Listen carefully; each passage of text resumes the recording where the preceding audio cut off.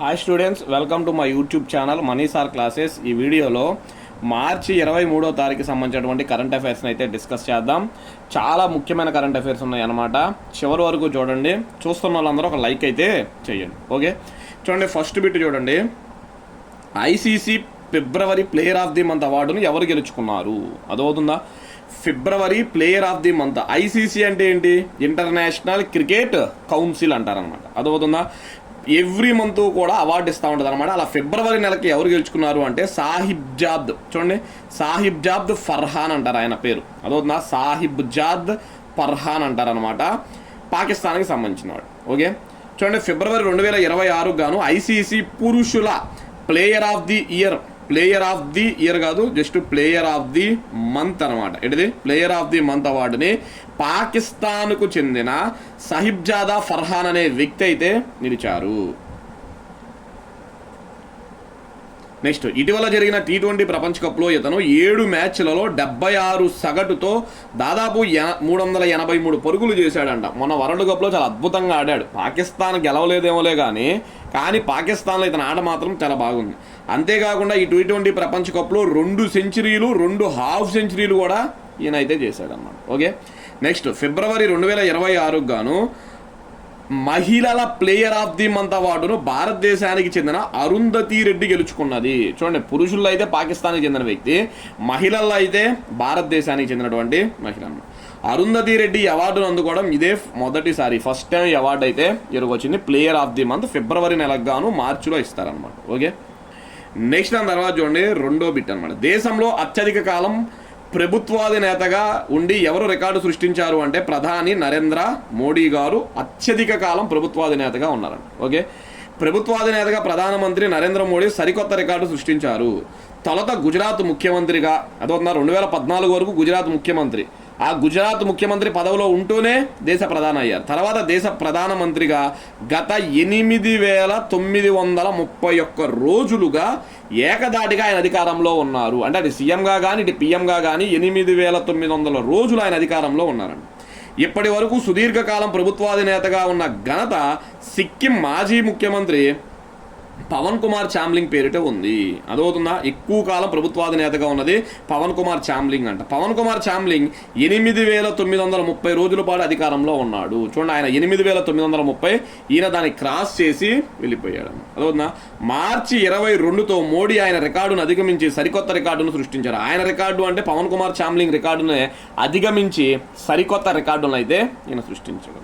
Okay, next దాని తర్వాత చూడండి, మహిళల T20లలో సెంచరీ చేసిన అతి చిన్న వయస్కురాలుగా ఎవరు నిలిచారు? చూడండి, మహిళల T20లలో సెంచరీ చేసిన అతి చిన్న మహిళ అంట. అదవుతుంది. ఆమె పేరు చూడండి, వెరైటీగా ఉంది. ఫన్నీ ఉటా గుషి మానిండే అంట. ఫన్నీ ఉటా గుషి మానిండే ఆమె పేరు అనమాట. ఓకే, నెక్స్ట్ చూడండి, రువాండాకి చెందిన, దేశం పేరు రువాండా అనమాట. రువాండాకి చెందిన ఈమె యొక్క వయస్సు 15 సంవత్సరాల 223 రోజులు అనమాట.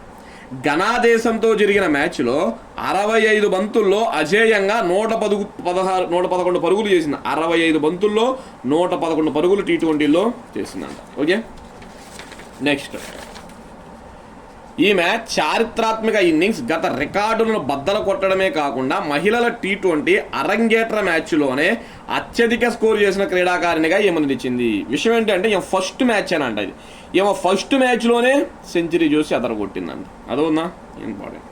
నెక్స్ట్ 4, ఆంధ్రప్రదేశ్కి చెందిన దొమ్మేటి వెంకటరెడ్డి జయంతి ఏ రోజు? చూడండి, దొమ్మేటి వెంకటరెడ్డి జయంతి ఏ రోజు అంటే మార్చి 23వ తారీఖు. సార్ ఇది కూడా చదువుకోవాలంటే పేపర్లో వచ్చింది, తప్పదు. ఏపీపీఎస్సీ చదువుకోవాల్సిందే. ఇప్పుడు మళ్ళా హైకోర్టు జాబులు పడి దానికి కూడా చదువుకోవాల్సిందే. చూడండి, సిట్టి బలిజల యొక్క జాతిపిత దొమ్మేటి వెంకటరెడ్డి జయంతిని రాష్ట్ర పండగగా ఆంధ్రప్రదేశ్ ప్రభుత్వం ప్రకటించింది. ఏటా మార్చి 23న ఆయన జయంతి వేడుకలను రాష్ట్ర పండగగా నిర్వహించాలని అన్ని ప్రభుత్వ శాఖలను ఆదేశించింది అనమాట. పండగగా నిర్వహించాలని అన్ని ప్రభుత్వ శాఖలను కూడా ఆదేశించింది. ఓకే, నెక్స్ట్ చూడండి, 5 ఇంపార్టెంట్. చూడండి, ఇది లాస్ట్ టైం ఎన్టీపీసీలో అడిగిన బిట్ అనమాట. అదవుతుందా? సర్హుల్ పండుగను ఏ రాష్ట్రంలో జరుపుకుంటారు అని అడుగుతున్నాడు. సర్హుల్ అనే పండుగను ఏ రాష్ట్రంలో జరుపుకుంటారు అంటే జార్ఖండ్ రాష్ట్రంలో జరుపుకుంటారు. భారత రాష్ట్రపతి మార్చి 22న సర్హుల్ పండగ 2026 సందర్భంగా శుభాకాంక్షలు తెలియజేశారు. మార్చి 22న సర్హుల్ పండగ జరుపుకున్నారు. ఈ పండగ ముఖ్యంగా జార్ఖండ్ మరియు సమీప ప్రాంతాల్లో నివసించే ఆదివాసీ సమాజాలకు ఒక పవిత్రమైన సందర్భం. ఈ పండగ కొత్త వ్యవసాయ కాలం ప్రారంభాన్ని సూచిస్తుంది. చూడండి, వ్యవసాయ కాలం ప్రారంభాన్ని కొత్తగా ప్రారంభించడాన్ని సూచించడంతో పాటు మానవులకు మరియు ప్రకృతికి మధ్య ఉన్న గాఢమైన బంధాన్ని కూడా ప్రతిబింబిస్తుంది. అదవుతుందా? చెట్టులకు సంబంధించింది అనమాట. సాల్ చెట్టు ఆరాధనకు, చూడండి సాల్ చెట్టు అని ఒకటి ఉంటుంది అనమాట. సాల్ చెట్టు ఆరాధనకు అంకితమైన సర్హుల్ పండగ పర్యావరణం పట్ల గౌరవాన్ని మరియు సాంప్రదాయ గిరిజన విలువల్ని చాటు చెప్తుంది.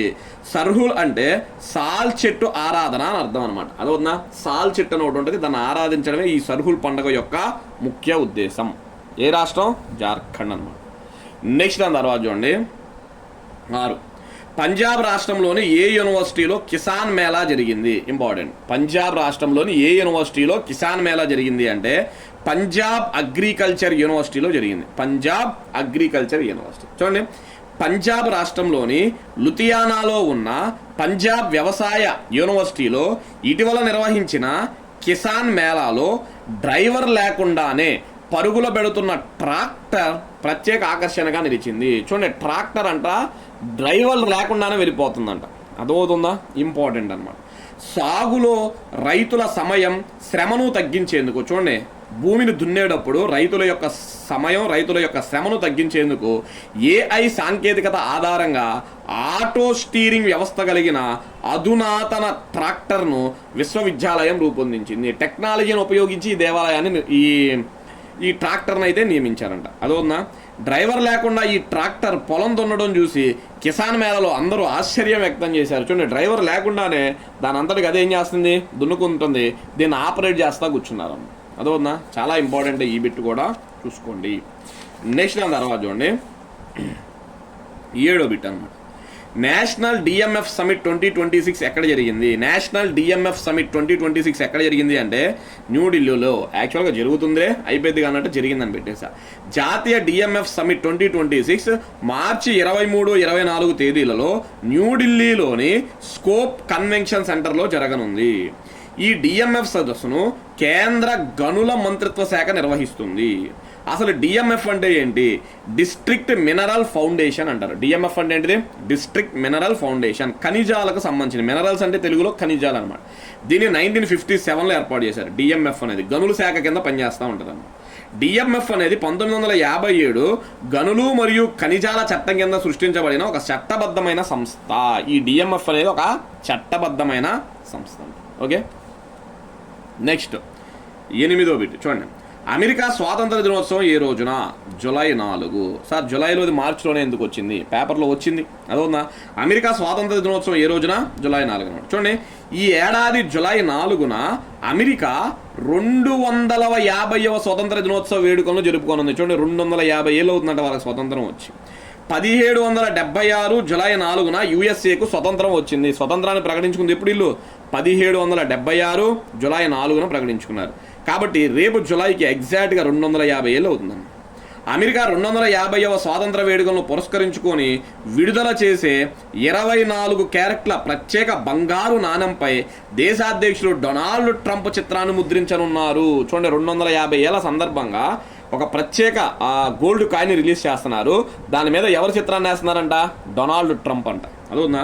జీవించి ఉన్న అధ్యక్షుడు చిత్రాన్ని నాణెంపై ముద్రించడం ఇది 2వసారి. యాక్చువల్గా నాణ్యాల మీద ఎవరు చేస్తారంటే అమెరికాలో చనిపోయిన అధ్యక్షుల బొమ్మలు ఇప్పుడు రిలీజ్ చేస్తూ ఉంటారు. అలా కాకుండా బతికున్న వాళ్ళటువంటి నాణ్యాన్ని ముద్రించడం ఇది 2వసారి. మరి మొదటిసారి ఎవరు అంటే అమెరికాకు స్వాతంత్రం వచ్చి 150 ఏళ్ళు పూర్తయిన సందర్భంగా 1926లో, చూడండి 1926లో అప్పటి అధ్యక్షుడు కాల్విన్ కూలిడ్జ్ చిత్రాన్ని ముద్రించారు. ఎగ్జాక్ట్గా 100 ఇయర్స్ బ్యాక్. అంటే అప్పుడు అమెరికాకు స్వతంత్రం వచ్చి 150 ఏళ్ళు అంట 1926లో. అప్పుడు అమెరికా అధ్యక్షుడు ఎవరు? Calvin Coolidge. ఈయన చిత్రాన్ని అప్పుడైతే ముద్రించారు.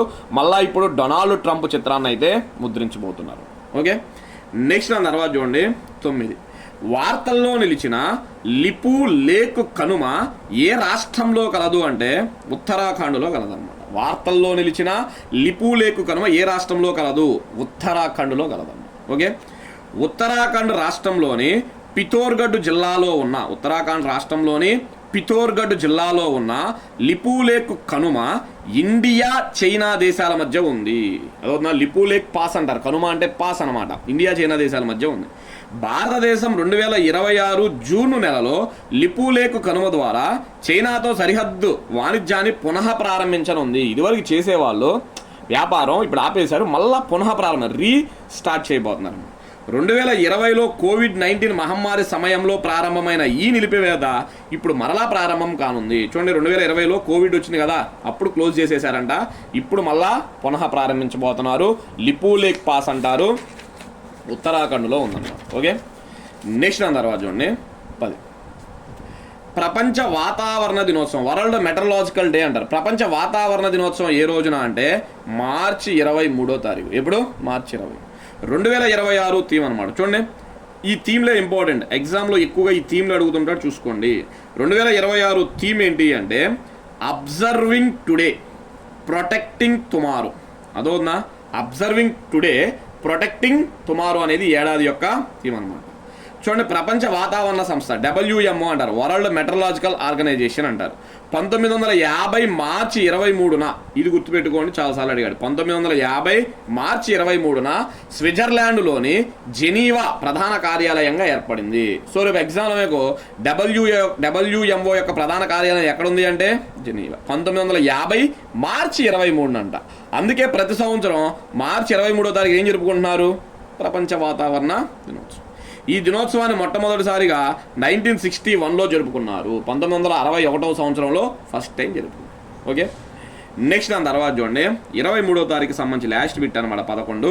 ప్రతి సంవత్సరం షాహిద్ దివాస్ను ఏ రోజున జరుపుకుంటారు అంటే మార్చి 23వ తారీఖు జరుపుకుంటారు. ప్రతి సంవత్సరం షాహిద్ దివాస్ను ఏ రోజున జరుపుకుంటారు? మార్చి 23. అసలు ఏంటి షాహిద్? చూడండి, భగత్ సింగ్, రాజ్గురు మరియు సుఖదేవుల త్యాగాన్ని స్మరించుకుంటూ మార్చి 23న షాహిద్ దివాస్ను జరుపుకుంటారు. 1931 మార్చి 23న, ఇది కూడా ఇంపార్టెంట్, 1921 మార్చి 23న వీరు ముగ్గురిని బ్రిటిష్ ప్రభుత్వం ఉరి తీయడం జరిగింది. ఈ రోజు కేవలం స్మరణ దినమే కాదు, త్యాగానికి మరియు ధైర్యానికి శక్తివంతమైన గుర్తు కూడా. అదోనా, ధైర్యానికి త్యాగానికి శక్తివంతమైన గుర్తు. భారతదేశంలో షాహిద్ దివాస్ను 2 సందర్భాలలో పాటిస్తారు. 2 సందర్భాలు. ఒకటి జనవరి 30ను కూడా కొంతమంది షాహిద్ దివాస్ అంటారు, గాంధీజీ హత్యకు గురైన రోజు. అదోనా, 1948 జనవరి 30న గాంధీజీ హత్యకు గురయ్యారు. 2 మార్చి 23, సార్ ఇక్కడ మార్చి 23 పడాలి. అదోనా, మార్చి 23 పడాలి. భగత్ సింగ్, రాజ్గురు, సుఖదేవులు మరణించినటువంటి రోజు అన్నమాట. అదవుతుందా? ఓకే, ఇవి స్టూడెంట్స్ మనకి ప్రధానంగా మార్చి 23వ తారీఖుకి సంబంధించినటువంటి కరెంట్ అఫైర్స్ అన్నమాట. ఓకే, నెక్స్ట్ వెంటనే మార్చి 24 కూడా రెడీ అయిపోయినాయి అనమాట. అది కూడా వెంటనే వీడియో చేసి అప్లోడ్ చేస్తా. మీరైతే ఖచ్చితంగా నన్ను లైక్ చేయండి. ఓకే, నా వీడియోస్ లైక్ చేయండి. కొత్తగా చూసేవాళ్ళు సబ్స్క్రైబ్ చేసుకోండి. చాలామంది చూస్తున్నారు కానీ సబ్స్క్రైబ్ చేసుకోవట్లా. సో ప్లీజ్ దయచేసి అందరూ కూడా సబ్స్క్రైబ్ చేసుకోండి. Okay, thank you.